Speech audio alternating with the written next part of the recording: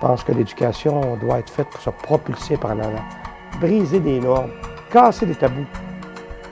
L'objectif du projet est de former des préposés aux bénéficiaires qui vont pouvoir faire leur stage au Québec et travailler, s'ils veulent, au Québec ou en Tunisie. Mais c'est de développer un nouveau programme en Tunisie pour répondre aux besoins des personnes âgées. Mon nom c'est Wassef, je suis directeur général de Wiki Academy et on forme des préposés aux bénéficiaires. C'est un établissement d'éducation privée avec tous les certificats du ministère de l'Éducation tunisienne. Le programme qu'ils ont en Tunisie, il est comme s'il se donnait au Québec. C'est un programme québécois. Si on décerne un diplôme, c'est parce que tout le processus administratif a été géré à la lettre. Il y avait le programme qui était très proche des proposés aux bénéficiaires, c'était l'intervention sociale. On a essayé de greffer le maximum de compétences de préposés aux bénéficiaires, ce qui a fait qu'on a développé un programme assez riche parce qu'il porte sur les compétences des préposés aux bénéficiaires et de plus, on a ajouté tout ce qui est intervention sociale.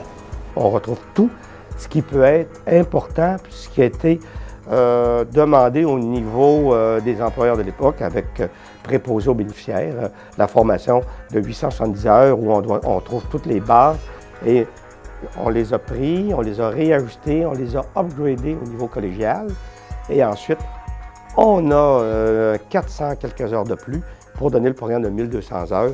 Des gros problèmes de toxicomanie, des gros problèmes de santé mentale, comment on peut réagir en situation de crise. Donc, on a tout intégré ces compétences-là à l'intérieur de cette formation. Ils doivent avoir un minimum, l'équivalent d'un secondaire 5, minimum. Puis par la suite, une fois que leur dossier est complet, ils vont passer à un test psychotechnique.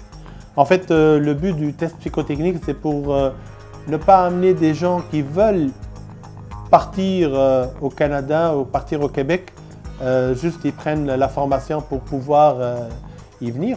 Donc on passe le test pour savoir si ces personnes-là ont à cœur ce métier, puis ils aiment travailler avec les personnes âgées ou pas. Tous les profs, j'ai tous les CV des profs qui sont admis parce que, comme c'est un programme du Cégep de Saint-Félicien, je dois donner mon aval sur l'admission des plans de cours. Tous les plans de cours, je les regarde. Je dois les accepter et ensuite tous les profs, je dois avoir les CV des profs et moi je mets tout dans le système, je donne mon go. Ils sont engagés par Wiki Academy et tout le processus de l'enseignement est fait par Wiki Academy. La formation se passe en Tunisie. Les diplômes auront une attestation d'études collégiales après leur validation du stage. Une préparation à un programme québécois, mais ils le font chez eux. Le côté théorique, au départ, avant le Covid, était en présentiel dans des salles de classe, puis les laboratoires étaient juste à côté. Donc ce sont des laboratoires où on trouvait tout ce qu'il faut pour...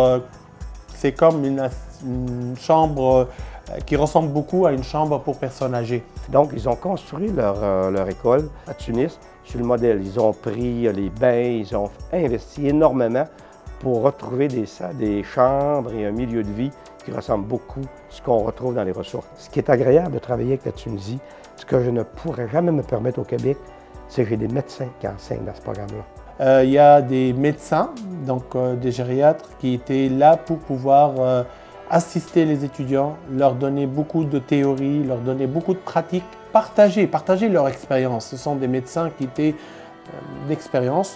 Puis après, il y a un stage, un milieu de stage, donc ils doivent passer 3 mois au milieu de stage, où ils vont pouvoir travailler dans un milieu authentique, où ils vont voir vraiment les personnes âgées. Le stage pratique m'a permis d'acquérir une expérience plus précise et plus performante que théorique. Ça m'a facilité le travail et ça m'a permis une chance de me connaître au milieu de mon travail. Nous devons fournir 35 heures semaine aux candidats. On peut fournir des quarts de nuit, de soir ou de jour selon notre disponibilité.